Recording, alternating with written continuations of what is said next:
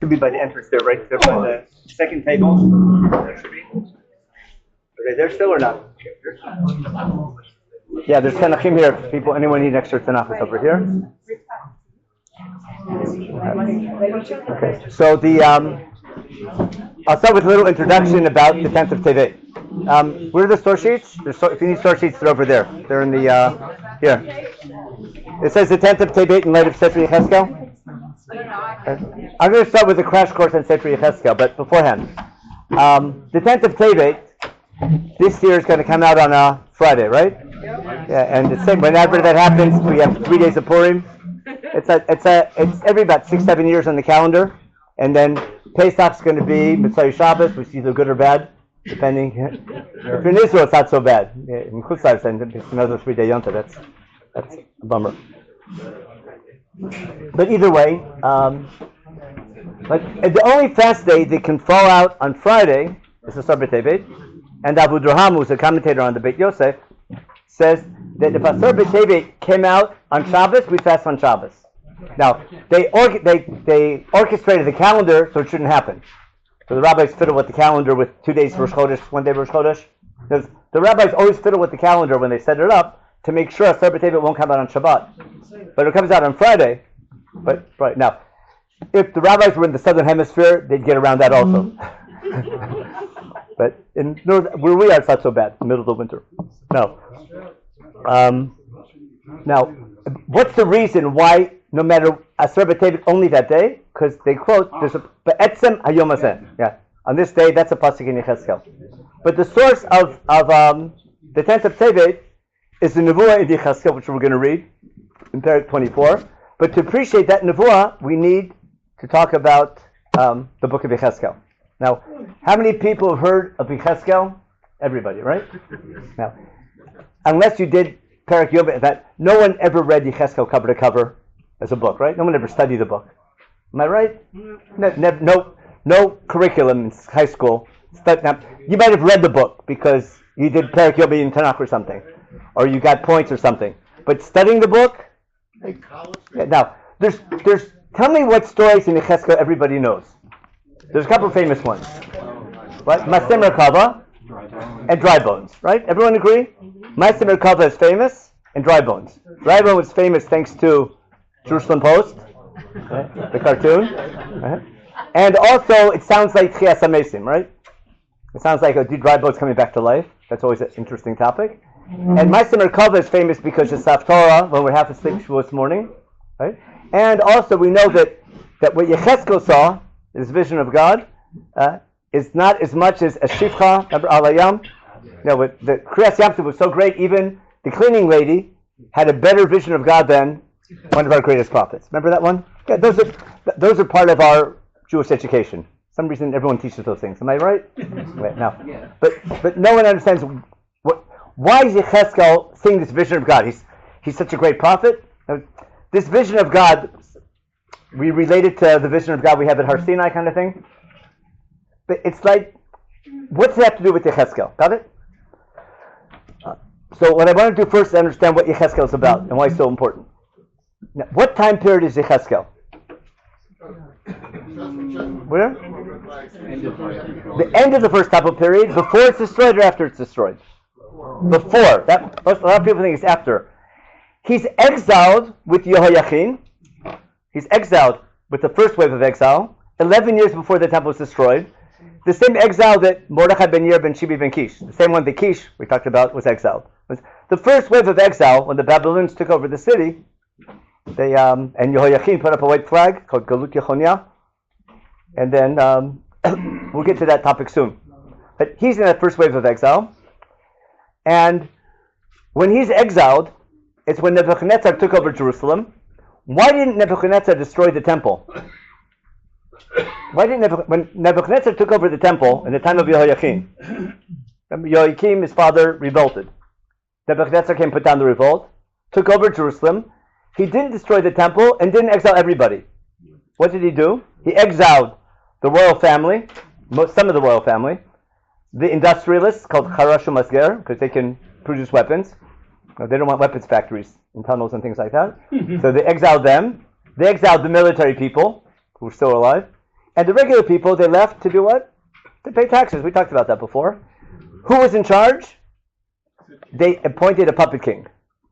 What's called a mashtap. You know what that is? A mashtap is Mashish Mashatei Pula. They picked in a good way. Tzidkiel, Yochim's uncle, Yochim's brother. They picked him to be Yoshia's other son. They picked him to be king. On what condition? That you're loyal to the Babylonians. With me? And therefore, when Nebuchadnezzar took over Jerusalem, the temple didn't have to be destroyed. Jerusalem couldn't remain Israel's center, but under foreign rule. That's key to understand. In other words, Nebuchadnezzar took over Jerusalem, and Yirmiyahu told the people, put up that white flag to Bavel, accept Babylonian sovereignty, and we accept it. Under Tzidkiel. And then Tzidkiel has some of these old advisors from the previous regime, and they convince him we can take on the Babylonians, and they start a revolt with the backing of Egypt, and they break their treaty with Nebuchadnezzar, and they decide to join a coalition backed by Egypt and other nations in Edom and Moab, etc., and we take on the Babylonians. It's called the Big Revolt we'll see in a minute. That's in year 5 of Tzidkiel. Understand? And they're really, for the first couple of years, they're winning. They're winning because Bavel's falling apart. In year 9, the Babylonians recover, and they come back now to put down the revolt in Israel, and they come and put a siege on the city. In what year? In year 9, on the 10th of Tevet. Got it? Guess we'll talk about that. And then the siege goes for a year and a half, and year 11, in Tisha B'Av already, it's destroyed. Now, Yirmiyahu in Jerusalem is telling the people, don't rebel. Accept Babylonian sovereignty, they don't listen. Yechezkel is with the people who are already exiled. Now, the problem is, if you studied Yirmiyahu, all of Yirmiyahu's colleagues, which he calls the false prophets, but they're God's prophets. They're speaking in God's name, encouraging the people, we can rebel. All you need to do is pray. Pray harder, bring more korbanot, just pray, and have emunah that God will save you, and we can defeat the Babylonians, because God's on our team. And Yirmiyahu's telling them, don't you dare. You follow? God's on their team, he tells them. I'm just quoting, Yirmiyahu says this explicitly. And if you rebel, you're finished. They don't listen to Yirmiyahu, and what happens? They're finished. And Nebuchadnezzar, the general, comes in and puts down the rebellion and destroys the temple, and the rest everyone knows. And then the rest of the people are exiled. The king tries to run away because they're not going to make a deal again, because he broke his treaty. And remember Tzidkiel? They poke out his eyes and they kill his kids in front of him. It's pretty sad. He tries to run away and doesn't get away with it, and he blames it on the army. Now, what happened? I'm sorry. Yechezkel, in the meantime, is in Bavel. Yirmiyahu, to the last minute, is trying to get the people to save Jerusalem by accepting Babel. It doesn't work. Yechezkel, in his eyes, it's a lost cause. Now, what's Yechezkel's job? Do you know any crazy things Yechezkel does? If you know Israeli culture, there's a song called Hey Hey Yechezkel. Anyone know that song? It's a secular song, but it's about all the crazy things. He's a crazy Navi. Give me some crazy things he does. He eats Ezekiel bread. You ever seen Ezekiel bread? Yeah, it's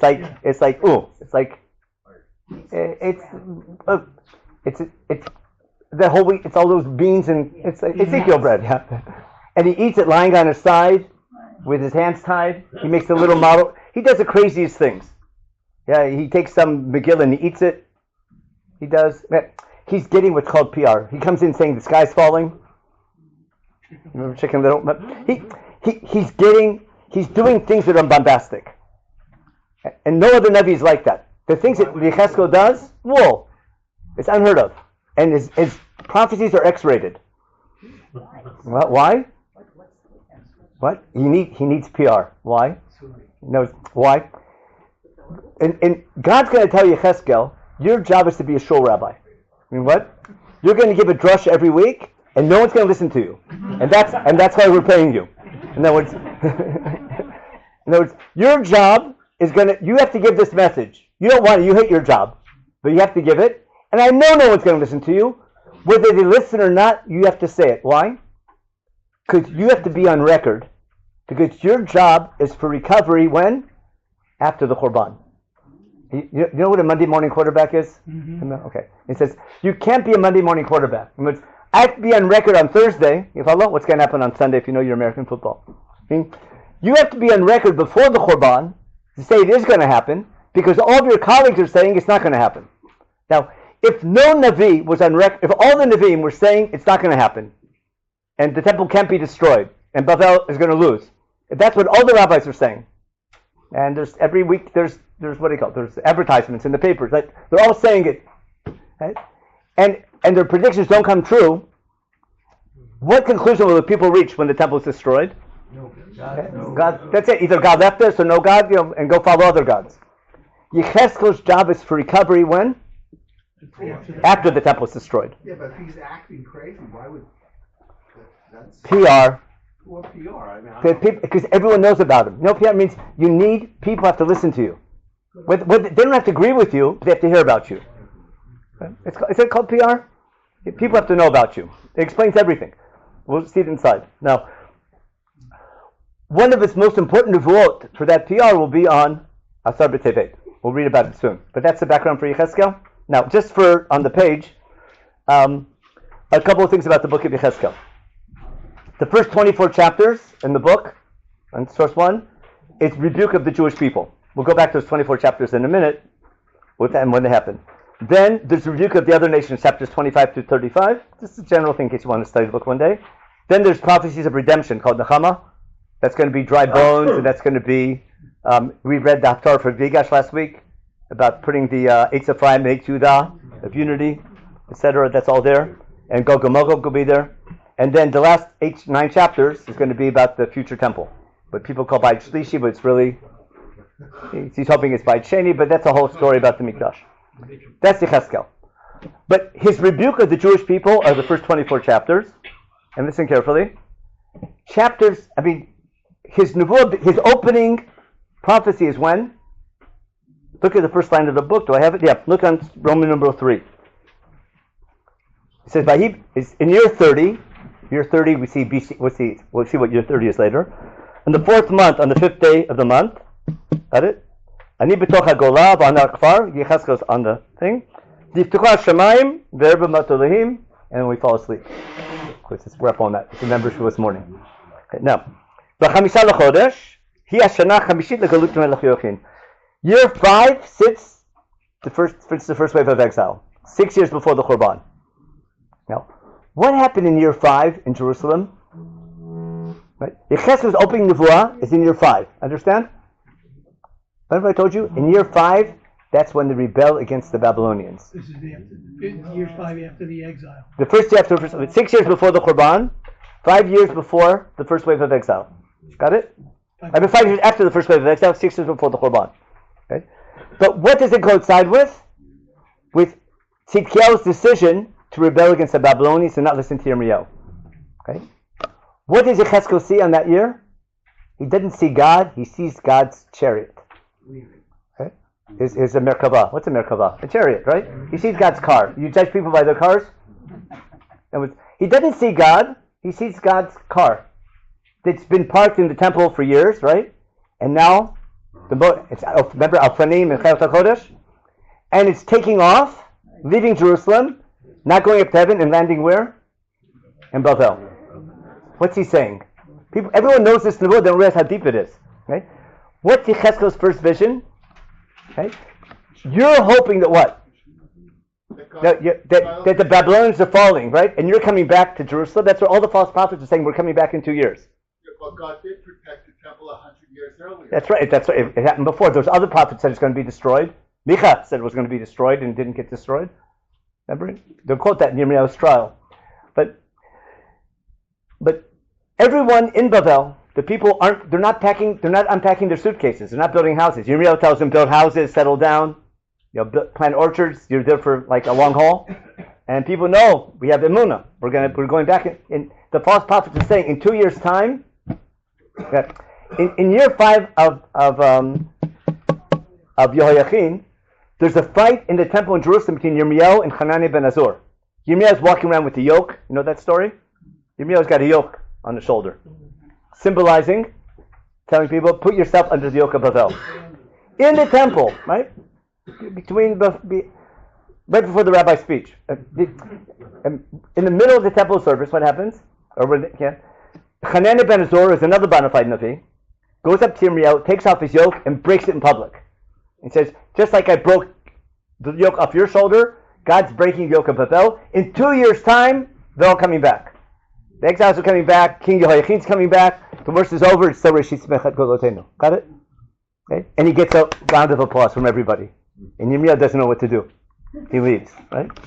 Now, poor Hanani ben Azor dies a year later, and they say, Yirmiyahu, you cursed him. No matter what happens, they have a conceptia, nothing's going to change. Now, Yechezkel's opening nevuah to people in Babel, who hopes are way high up now, that what? Babel's falling, everything's happening. Got it? What's he telling the people? Keep your hopes down. Guess what? You think you're coming back to Jerusalem? No. God left Jerusalem now and came to you because of your revolt. Yechezkel says it in chapter 16. We don't have time to read the whole book, but that Yechezkel talks about. He says, you made a treaty and you broke it. In the name of God, you made a treaty with the foreign power, and you're breaking it. There's no greater chilul Hashem than that, than breaking an international agreement. And Yirmiyahu told you, God's punishing you. God put the Babylonians in charge. That's the decree of God. And you don't want to hear that. Now, and therefore, his opening nevuah, it's not his vision of God that makes him great. It's his statement that what? God has left Jerusalem, and now is in Babel, which means the future of the Jewish people are where? In Babel. Yechezkel talks about, the next year, he talks about, he gives a nevuah about figs. Yirmiyahu gives a nevuah about figs. There's good figs and bad figs. Jeremiah chapter 24. The good figs are the people in Muncie, are the people in Babel, and the bad figs are the rabbis in Jerusalem. So what he says. They're so harsh, you follow? And everyone hates them. And they're blaming Yirmiyahu for the destruction. Why? Because you made the people in the army weak. You have to give the soldiers emunah that we can win, and you're telling the people we're going to lose. No one's going to fight. And at the end of the day, they blame Yirmiyahu for the defeat. They hate the guy. Now, but Yechezkel's job is for recovery. You with me? That's Yechezkel. Now, just quickly go over the years. See the timeline, just in case you forgot. You've heard of Yoshiel? Now, someone mentioned about the big three beforehand. In the reign of Menashe, that's after Yechezkel, that's when Ashur falls. But Menashe, before Ashur fell, Ashur was wool. They were great. Menashe was so angry because his father Yechezkel was so frum, and Ashur came and wiped out the 10 tribes and Lachish. Despite Yechezkel's frumkeit, everything fell apart. Menashe is angry with God. Boy, he's angry. He believes in God, but he hates him. And in spite of God, what does he do? He builds an Assyrian altar in God's temple. He basically destroys the temple. Not destroying it, but he turns it into a temple for Ashur. There's bloodshed. There's idol worship like crazy. There's toivot. The exaggeration of Churban is because of Menashe. What happens? Menashe does tshuva at the end of his life a little bit. His son Amon goes back to Menashe's ways, but he's assassinated after 2 years. His son Yoshiel, Menashe's grandson Yoshiel, becomes king when he's 8. He gets frum, and when he becomes 16, he does this called the Josiah reform. Fixes up the temple, gets rid of all the idol worship. Idol worship is gone. They find that Sefer Torah. Remember the famous story? They make a big Passover. They make a new brit. Whoa! And that Ashur's gone, but Babel's not in yet. You follow?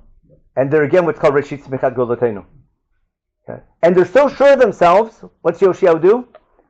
He goes to war against Egypt. Egypt's marching their troops, not against us. Egypt's going to take on the Babylonians in Karkemish, up in Syria. There's a war going on in the Middle East, and Yoshiel is so sure this is a messianic time period, he gets involved and takes on a superpower. God tells him don't. He doesn't listen because he's sure we can take him on. And guess what happens? Remember? He gets killed. He gets hit by arrows. His son Yehoiakim, he's not happy. Because why? Again, when your father was such a frum guy and God's not with him, he can't understand it. He goes back to the bad ways of Menashe again. And then God's had it with Yehoiakim, and Yehoiakim doesn't listen, he rebels. And Nebuchadnezzar comes and punishes him. Yehoiakim puts up a white flag, listens to Yirmiyahu, and goes into exile. And then Tzidkiyahu goes back on that promise. That's the story of the Churban. That's all the stories here on. I have on the page if you want to review it. Year 3, he's killed in Megiddo. Yehoiakim becomes king. Year 4 is when Babel takes over Ashur. That's when the 7 years begins. Year 8 of Yoakim is the revolt against Bavel, and then it doesn't work. 11 Yoakim comes to Jerusalem, and Yoakim takes over for 3 months and goes to Yoyachan. They're exiled. Tzidkiel makes king. Tzidkiel in year 4 starts to plot the revolt. Yirmiyah warns against them, and that's when Yechezkel begins in year 5. And all the Nebuot of Yechezkel years 5, 6, and 7. Got it? In other words, during the 2 years when all the false prophets are saying the worst is over and we're all coming back, Yechezkel is saying exactly the opposite. And no one wants to believe him. So now we're going to read, and then year 9 is the siege of Jerusalem on Asar B'Tevet, and a year and a half later the temple is destroyed. And we're going to start now with Yechezkel and the 10th of Tevet. Got the background? Now, so let's read Roman numeral 3. Got it? So we did Roman numeral 3, and that's his vision of the God's chariot going to Nahar Kvar. Kvar, or the Kebar River, which is Kvar, do wordplay. Kvar is Rechev, like Merkava, and Kruv. Remember the Kruvim? So there's a lot of imagery and wordplay in the Nahar Kvar. Now, in Roman number 4, on the flip side of the page, after he has this vision, God gives Yechezkel his job. You're hired. If I told you're hired to be a shul rabbi, listen carefully. Ben Adam. Sholech ani otcha el bnei Yisrael el goyim hamordim asher mardu bi. I'm sending you to a nation who's rebelled against me. Talking about Jewish people. Hema v'avotam pashu bi ad etzem hayom hazeh. He loves that phrase. He says, to this very day, ever since you left Egypt, you guys have had a bad report card. You guys are God's so unhappy with you. Okay? Like the kids, the sons of every next generation, they don't listen. They harden their heart. Remember Yechezkel with Pharaoh? Ani sholech otcha elehem, v'amati elehem kol ma Hashem. You give them the word of God. Listen carefully. Dehema im yishmo im yechdalu ki beit meri hema v'yadu ki nabiya b'tocham. Your job is to tell them whether they listen or not. So what? So they'll know, we'll see later on, that a Navi was in their midst. Because you have to be on record. Whether they listen or not, you have to be on record. That's my key point, and we'll see it over and over again. Now, I'm going to skip Roman number 5, is Asar B'Tevet. I want to go back to the background. It's called the Cholim Pot. Okay? People have slogans. You familiar with slogans? People are like Amanetzach Lo Mefached. Okay? People slogans that reflect a certain understanding. There's lots of slogans out there. A slogan you might be familiar with. The people don't like this prophecy about failure because they know Menashe was bad, but they think they're so from. So there's a saying, "Habut achlu boser v'shinei banim tikena." Ever hear that one? It says, "Our parents ate sour grapes, and our teeth are spitting them out." Remember hearing that before? It says, Yirmiyahu quotes it and Yechezkel. It's a slogan. The people don't like God's hashgacha. They say, I understand Menashe was bad. Why are we paying the price for Menashe's sins? That's what they're thinking. It says, we're fine, we're so from.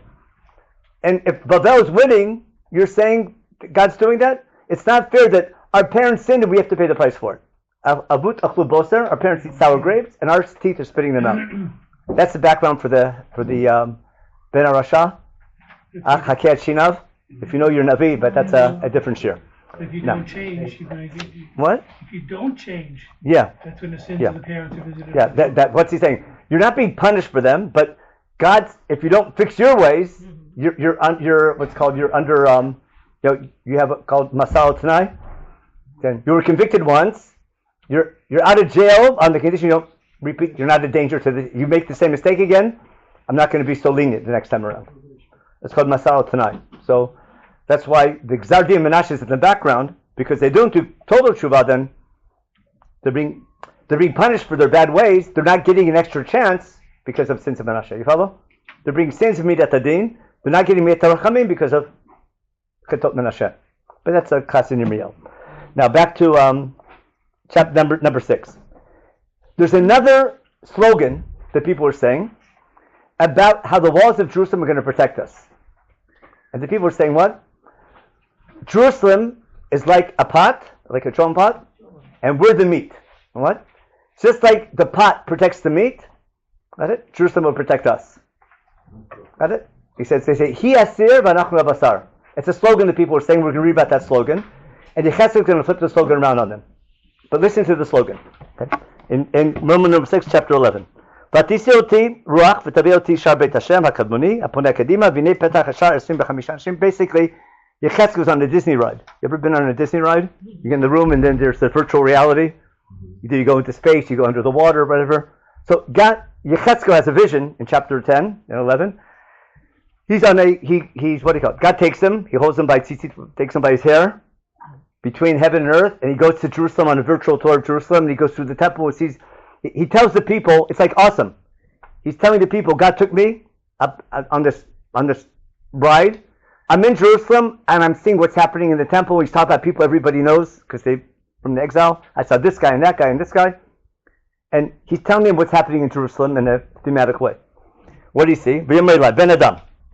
These people you saw in the dream or in your Disney ride, HaChoshrim Aben, these are the leaders of the people in Jerusalem, planning, right? It's called Mechonat Torah, we call it nowadays. And the Hayotzim Atzadra, B'Hazot, Homrim, Lo B'Karov. They're saying what Yirmiyahu is saying is not happening soon. Yirmiyahu is saying the destruction is coming. No, it's not happening. Instead, what? B'not Batim, build up Jerusalem because we're here. He has Sir B'Nachma Basar. The walls of Jerusalem, they're the pot. We're the meat in the pot. Meaning what? Heaven Munah. Jerusalem is going to be strong. It'll be saved. The walls of Jerusalem will protect us, and we keep on building our homes. Because if you know the city's going to be destroyed, why build a house? But if you believe the city is safe, you build, right? Nowadays, are you going to go back and rebuild the north or not? So if you believe we're going to get bombed again, don't waste your time. If you believe we have a peace deal, you'll invest and build. Okay? So he has sir b'nachnu basar. Got it? L'chein kol mar Hashem, chaladechem asher samtem b'tocha, hema basar v'yasir. You're right. You guys, Jerusalem will be the pot, and you guys are the meat, but you're going to be cooked. You're going to be cooked meat. And you're going to be boiled out of the pot. It won't protect you. You'll be the meat, but it's not going to protect you. You're going to get kicked out of you'll be overcooked. Okay? And I'm going to punish you to the borders of Israel. Okay? And then you know, why? Because you didn't follow my laws. You didn't keep chukotai. Now, there's another slogan they have. This is awesome. Imagine, this is so classic. I feel bad that it's too. Don't take too many analogies to nowadays, but it's like almost scary. What's he saying? The people of Jerusalem didn't go into exile, right? Galut Yoachin, a good portion of people, not a majority, but a big chunk of them, the aristocracy, remember, went into exile with Yoachin, the industrious, the simple people played behind. How did the people of Jerusalem interpret that? Who got exiled? They deserved it. You follow? They're responsible. We're the righteous people. Got it? The question is, we're the future of the Jewish people in Jerusalem. The people in Babel, after the old government, the one who were exiled, they're the bad guys. We're the good guys. This is what they say. Ben Adam. Yechezkel is talking to the people in Babel about what the people in Jerusalem are saying about the people in Babel. Got it? Got it? Yechezkel is talking to the Jews in Muncie. Got it? About what the people in Jerusalem are saying about the Jews in Muncie. If I got my analogy right? Listen. Ben Adam, Anshe Gulatecha, B'chol Beit Yisrael. Your brethren in Jerusalem, right? All people said, Asher Amru Lahem Yoshvei Yerushalayim. What did the people of Jerusalem say about you guys? Rachakum me'al Hashem. You left God. Lanu Yididam Ha'aretz L'Morasha. You people in Babel, you left God. Who gets the land? We in Jerusalem. Said Jerusalem belongs to us. We survived. You follow? Those exiled, they're the bad guys. We're the good guys. Got it? So Yechezkel is saying to the people in Babel, the people in Jerusalem are saying about you, you guys are the bad guys and we're the good guys. Got it? You know what? Why did I send you out into exile? Why did I send you out? When I scattered you among the lands. Why? Remember in Mikdash Ma'at? Chazal built a shul on that, right? Every shul is called a Mikdash Ma'at. Okay? The Jews in Babel are the Mikdash Ma'at. The people in Jerusalem, they're a lost cause. Yechezkel is telling the people in Jerusalem, in Babel, don't give up hope. The Mikdash is really with you. You're a Mikdash Ma'at. The Mikdash in Jerusalem is going to be destroyed. You follow Yechezkel's message? You guys are the future. Don't think that you're left out and they're the people. They think they're the center. No, they're finished. It's only a matter of time. The clock's ticking already. don't give up your faith because you guys are the future of the people. You have to come back and rebuild in a generation from now. Do you understand Yechezkel's message to the people? No one wants to hear it, but he has to be on record. Now, let's go back now to now we're going to get to Asar B'Tevet. Wait, why wouldn't they want to hear that? That's hope for the people in Babel or whatever. No, the people in Babel need to hear. Right? God's telling the people in Babel, we're hearing from the people in Jerusalem. In Yirmiyahu, we see there's letters going back and forth. There's communication happening between Babel and Jerusalem. It takes a month or two till the letters get there. But there's communication. Yirmiyahu sends letters and tells the people, Yirmiyahu chapter 29, he sends a letter to the people in Babel, build houses, settle down, get married, plant orchards, because you're there for 70 years. And then the people in Babel, who see that letter, write a letter back to Jerusalem, telling the rabbis in Jerusalem, put Jeremiah in jail or kill the guy, because he's sending these terrible letters to the Jews in Babel saying it's okay to be in Galut, and you're not coming back. He says, how can you let the people in Babel are saying, how are you letting prophets like Yirmiyahu to broadcast? Right? Turn them off. Right? Disallow, don't close down Al Jazeera if you want to give an example. He's ruining everything. Got it? You'll see read it, chapter 29 Yirmiyahu. There's so much, but you have to I'm not making anything up, it's all there.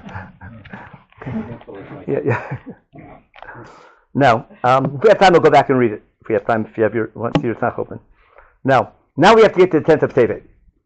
Listen carefully. What's the slogan in Jerusalem? Jerusalem is the pot, and it's going to protect us. Watch what happens. Chapter 20. Now remember, chapters 1 through 8 are years 5. Chapters 8 through 19 are year 6. And chapters 20 23 is year 7. That's the first 23 chapters of Yechezkel, all about that you follow. You guys are the future, and Jerusalem's finished. And keep your hopes down about what? About returning soon. Keep your hopes up about a future return. Now, let me go back for a second. You understand why later in the book of Nehemiah, Yechezkel is going to talk about dry bones? Because once the temple is destroyed, what do the people think? We're like dry bones, and death is an irreversible process, and therefore we're like dry bones. What's Yechezkel tell them? These dry bones will come back to life, and they're going to come back to Israel. But it'll take a while. Now back to now we'll get to Asar B'Tevet. Remember the years? They rebelled in year 5, 6, and 7. Things are going good for the rebellion, and Yechezkel then keep your hopes down. Year 8, Babel starts to regroup. Year 9, they put a siege on Jerusalem. So we're in year 9 now, chapter 24. Vayidavar Hashem, Roman numeral 5. Vayidavar Hashem Elai b'shana Chi'it b'chodesh hasri b'sol chodesh. Got it? Roman numeral number 5 on the page. In your Tanakh, chapter 24 in Yechezkel, the last chapter of the rebuke. If you have a Tanakh open, it's better to see in a Tanakh, but we'll read it from him. Yeah. Ben Adam, Ktov l'chad shem hayom et etzem hayom hazeh, samach be'Bavel el Yerushalayim be'etzem hayom hazeh. It says, write down in a public document, write down this date, the 10th of Tevet, and tell the people in Bavel, today is the day the siege on Jerusalem began. Now, Yechezkel doesn't have a cell phone. And there's no CNN. Got it? How does he know? That's a nevuah. You follow? He says, no one knows. We're not going to find out for another month or two. Till the battle comes, till the news comes back to the people, till the battle reports come back. But write down the date. So what? Write down on this date the siege began. It's happening. Your hopes are down, man. And so what? So when the report comes back that you were right, what'll happen? You get your credibility. Remember? Which Parshanim do you listen to? The ones who made the right predictions, right? Remember Yoav Karkovsky, whoever you guys listen to on the news? There's always all these political, what do you call them on TV? Yes. Pundits, they're called? Pundits. Oh, I never heard. P-U-N-D-I-T-S. Okay, I learned a new word today. I've heard that word before, I didn't know what it meant. Is that a good name for them or a bad name? Or just it's like a modern day Cap of Navi. Okay. Now he says, write down the day and put it down. And this day, the siege is going to begin. Okay. Now listen, what's going to happen. Umashol abita meri mashal. Make it an analogy, a mashal. B'mata them kol Hashem shvot hasir. Put on. You ever make a chon pot? right? Right. Put the pot on the fire. Put in water. Put in the meat and put in the bones. The whole thing. It says Sfot Asir Gam Yitzok B'Mayim. Put water in. Etzot Netachal. Put all the pieces of meat inside. Kol Netach Tov Yerech with the best, like the prime, what's called, but the prime rib, whatever it's called, whatever, a good cut of meat from the Chavetz Chaim butcher. Okay. The best bones inside. The good bones to make a good meat, make a good chon. Okay. Then he goes on and on about that chon pot is going to what? It's going to boil over, and you guys are the meat in the chon pot. It's the same thing he said back in chapter 11. He repeats it here. Now, Bata Ben Adam. Then he goes on and on, which I'm skipping the pasuk Chafei. Bata Ben Adam. Halo b'yom kachti mehem et muzam mesos tifatam et machmad enehem et masan nafsham b'neim uvnetem. A day's going to come soon. I'm going to take away their temple. Listen how he describes the temple, Yechezkel. Okay? Tell the people, on the day that I take away their mu'uzam. What's a mu'uz? Mu'uz. So you should say the fortress, the mu'uzam, but the short saying mesos tifatam. Oh, they're so crazy about the temple. That they're tiferet. You know what tiferet is? Their glory. Et machmad enehem. Oh, it's what they love. They're so into their temple. Got it? But masan nafsham, what they're hoping for all the time. And their children and their daughters and sons. Meaning what? I'm taking away the symbol of their strength and their greatness and their faith. Got it? When that happens, what's going to happen? Bayomahu, when the temple, once it's destroyed, Yavua palit elecha. That's what time. The refugee from the battle is going to come. The news to Bavel. Bayomahu yiftach pichat palit. Why? Refugees got to come and say, here's the what do you call it? The captain's log. You know, here's what happened. And on what day did it all begin? On the 10th of Tevet. And what will they know? V'tedaber v'lo telemod.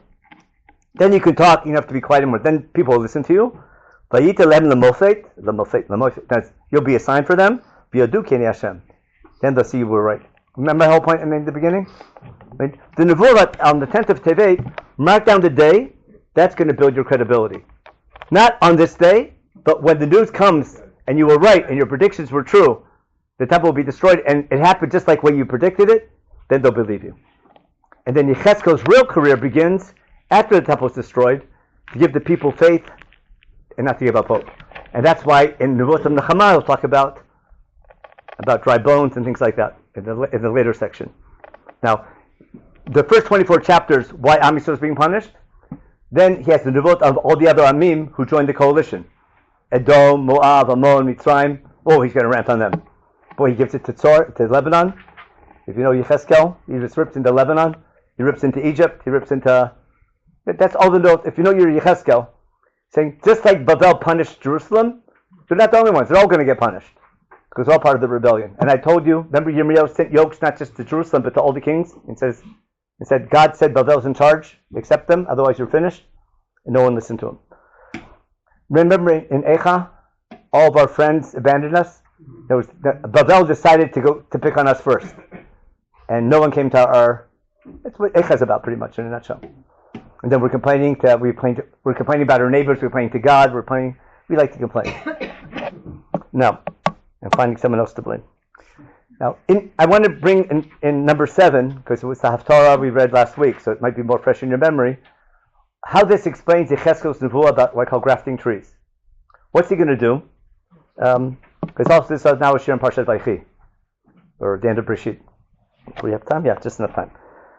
Chapter Roman number 7. This is a Nevuot of Nechama of Yechezkel in chapter 20 and 37. It's right after dry bones. Yeah, it's right after dry bones. If you have time, I'll go back and see it inside it. And if not, I want to just do this one first.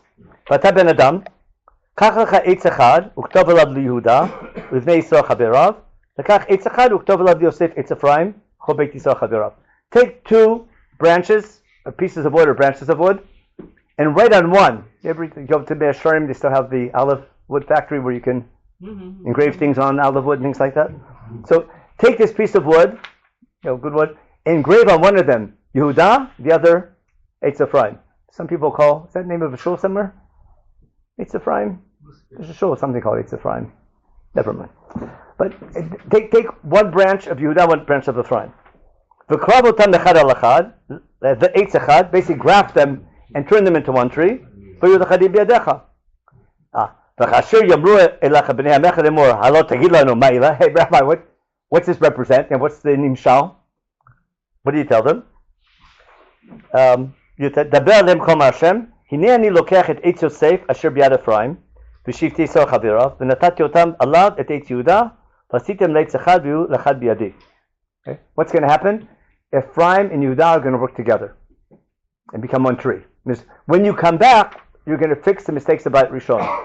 Now, if you ever read Sefer Melachim, there's lots of reasons for the Churban, but one of the biggest reasons for the Churban is the split kingdom.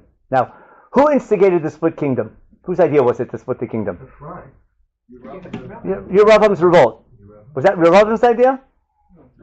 That was God's idea. God, remember, Achia Shiloni appointed Yerovam to be what? Not to split the kingdom, to split the leadership. Remember, the temple was supposed to stay in Yehuda.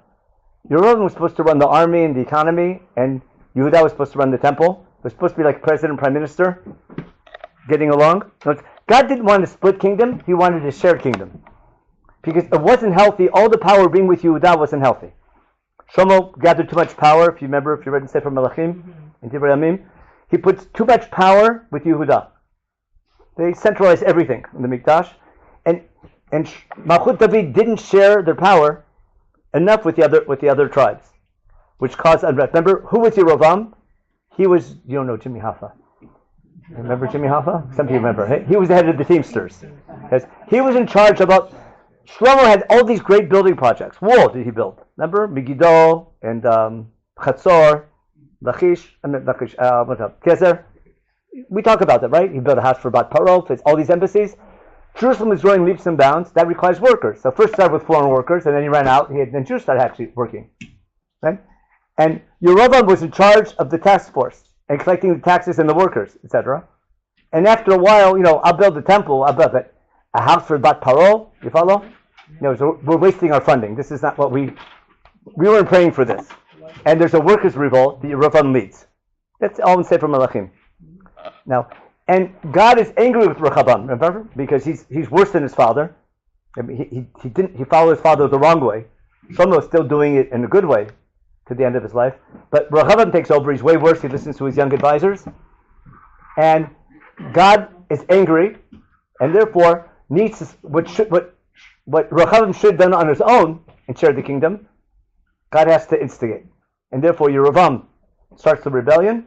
It's so cool. He runs away to Egypt. It's almost like the Rehoboam story is just like Moshe Rabbeinu running away to Midian and coming back and redeeming his people. It's like when you follow the parallels, it's amazing. That's a sure and Sefer Melachim.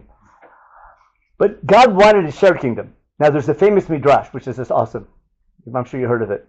Yerovam, remember, gets the message from Achia Shiloni. God tells him as follows: Hey Yerovam, I want to make a chabura, right? Me, you, and Ben David and Ben Ishai, let's walk together in Gan Eden. Remember, v'talachti b'tochachem? Yeah? Let's work together. Me, you, and Ben David and Ben Ishai. Got it? Let's make a nice coalition together. What question did Yerovam ask? Mi barosh, right? And what did God say? Ben David barosh. And what did Yerovam say? Yachi lo b'ina. I'm out of here. Got it? Now, he wasn't willing to share the kingdom and not be in charge. You follow? I'm going to run the government, and I don't care if it's I'd rather have a split kingdom. If I'm not at the head of it, no coalition government. You follow? No, it's me, my way, or highway. That's it, and that's it. And that leads to the split kingdom, which ultimately leads to the Churban. If you follow Sefer Melachim, God didn't want a split kingdom; He wanted a shared kingdom, and that was a terrible political mistake, which later is going to lead to religious. It's going to lead to religious anarchy. And idol worship in the sense that they're serving God the wrong way. On the high, it's called. Remember the sin of Bamot? Bamot is serving God the wrong way. Bamot, they're making. Those are places of worshiping God, but God the wrong way.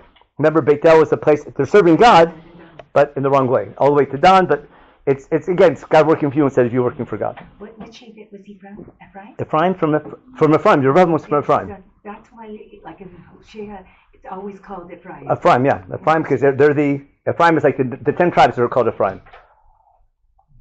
They're like God's favorite kid. I've been Yakir Li Ephraim, Yelet Shashuim. They had a lot of potential, but listen, when you read Melachim, you think our history is so dysfunctional, like Sefer Bereshit. But that's a topic. The book is not Jewish history; it's the history of how bad we were. It's not all of our history. It's the history of the rebuke we got from our prophets. What makes us great is we get rebuked, but it's not all of our history. But you're only hearing the history of our rebuke, so it looks a little lopsided. So it wasn't as bad as it sounds. It's just you're only getting a lopsided. You're not. Sefer Melachim is not the history of the Jewish people. It's the history of the rebuke of the Nevi'im trying to fix them to go in the right direction. Not a balanced view. It's not a balance. It's not because it's not regular history. You're just hearing all the time. It's like the example I'd like to give is that you go to a kid's room and you see his diary. Okay, look at his diary and you say, oh my gosh, this poor kid. Right? Every day, all these terrible things happen to him, and no wonder why he went to drugs and then look how bad life. And then you realize, you look at the diary, it says, the diary of my bad days. He has another book, the diary of his good days, which is twice as big. So if I read this diary of his bad days and think that's his entire diary, it's lopsided. When I'm reading Melachim, it's the diary of of the rebuke. It's not the diary of our history. Got the idea?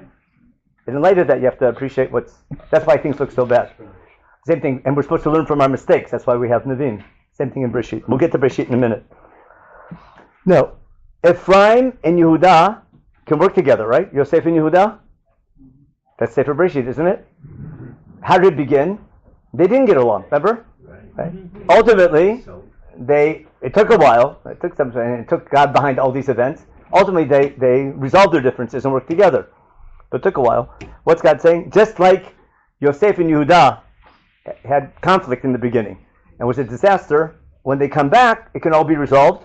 And therefore, when you come back in Beit Sheni, don't make the same mistakes about Rishon. Now, Yechezkel isn't saying what's going to be, he's saying what needs to be. He's not making a prediction, Ephraim and Judah are going to work together. He's giving guidance.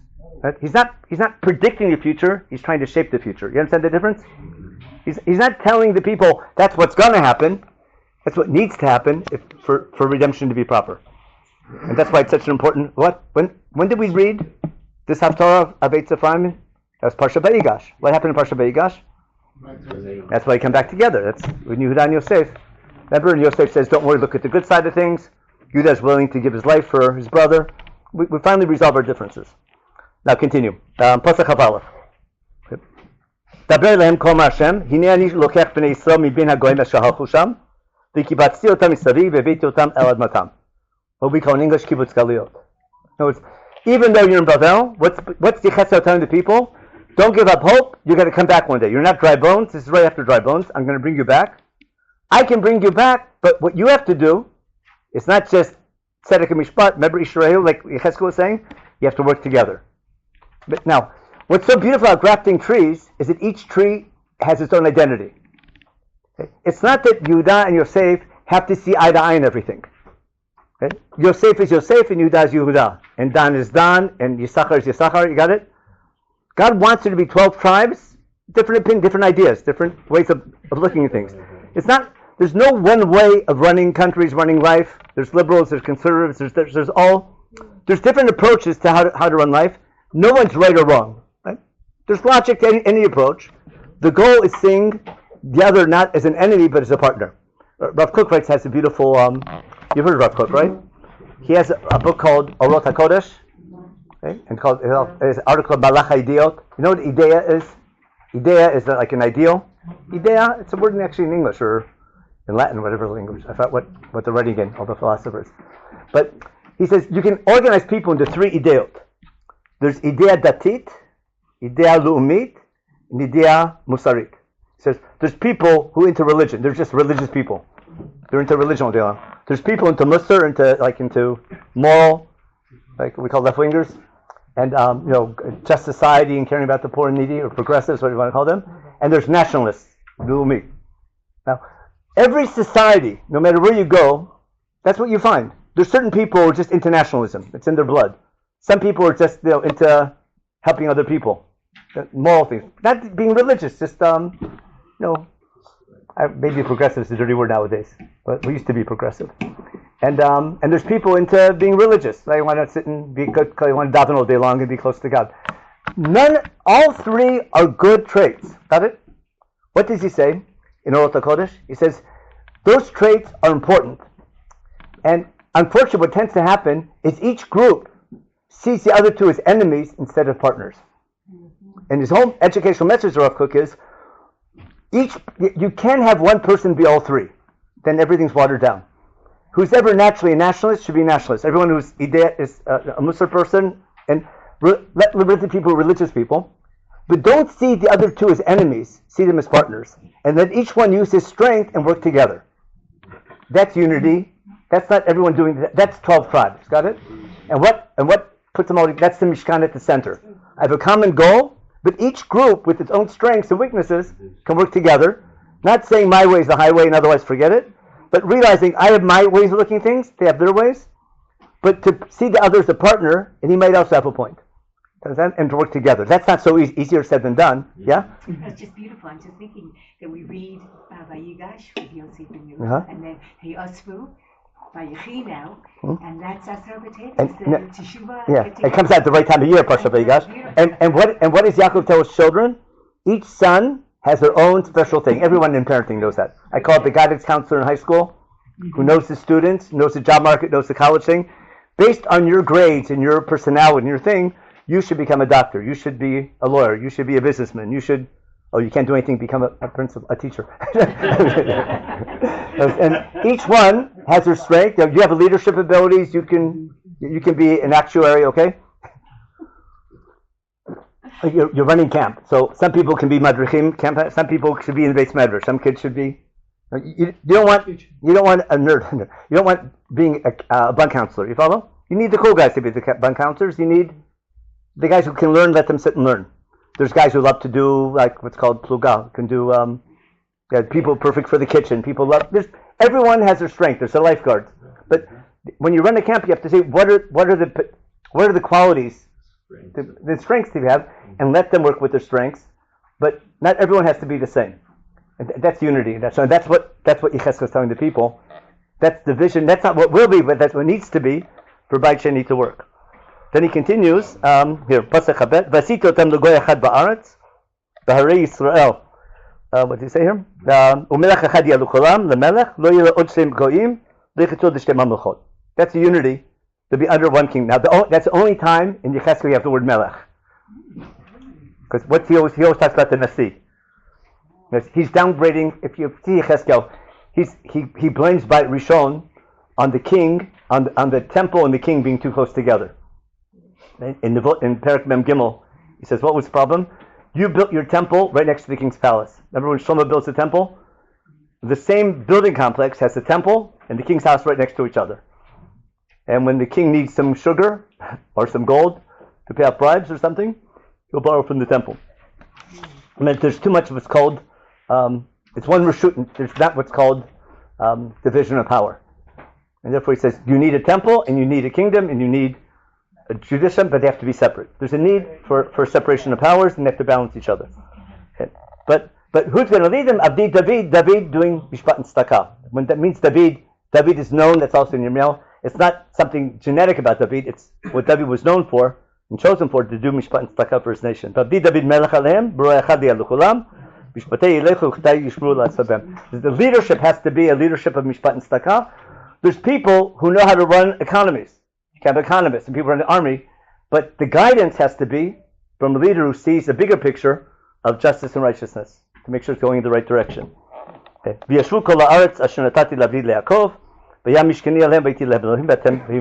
that we saw before? You'll be my people. That's Yechezkel's vision for a better future, and it's a perfect connection of Parsha Vayechi, like you said, Haftarah for a thing, and Asar B'Tevet. So again, the fast days, if I put everything together in the first year and this year, the fast days are not just to remember what happened historically. The fast days remember not what happened, but why it happened. And the fast days remind us there are possibilities of redemption. Redemption can be, and ultimately will happen, but God creates the opportunity. What we do with that opportunity, so therefore the fast day has to be transformative. That's the big difference between fasting and praying that God does what we want Him to do. That's called emunah, as opposed to emunah, we're believing that we'll get what we deserve, and God gives us opportunity, but we have to live up to that opportunity. and how we act and how we behave and how we work together and how we work, that'll enable redemption. So that's what I want to close with, and hopefully God won't answer that. We'll listen to our prayers instead of not for God to answer our prayers by our listening to our prayers.